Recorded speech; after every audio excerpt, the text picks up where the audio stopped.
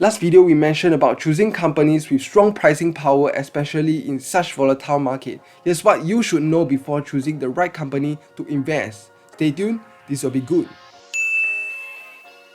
Total addressable market is how much revenue a sector generates. Check this super useful website I personally use, and credits to World. Invest in sectors that has high total addressable market in the likes of landscaping services, accounting services, hedge funds, business insurance. Let's not forget about the growth. I'm sure you want the sector to grow after you invest, right? One more tip. Check out if total addressable market fell in 2020. This will mean if it is a recession-proof sector which you should invest in.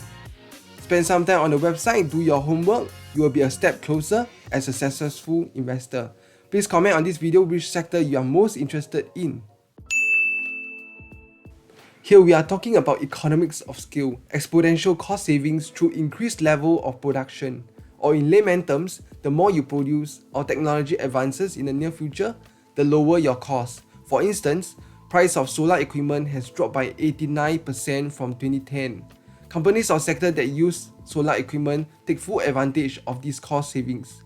Another example is called auto manufacturing.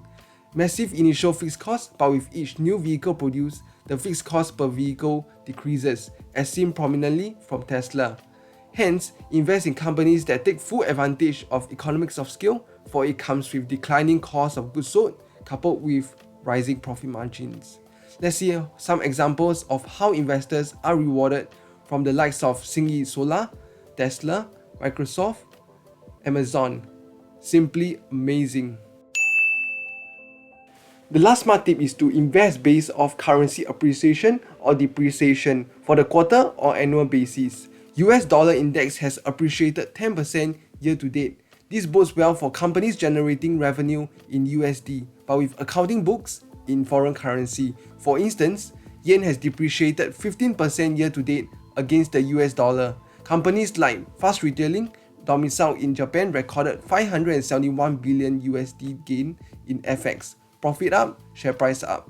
But beware, the opposite is when US companies sell to foreign countries which see lower demand and revenue, which is taking place in about 35% of US firms. Microsoft was not spared either. Be 1% better every day for 1 year. You will end up 37 times better from now. Thank you for listening to The Investment Life.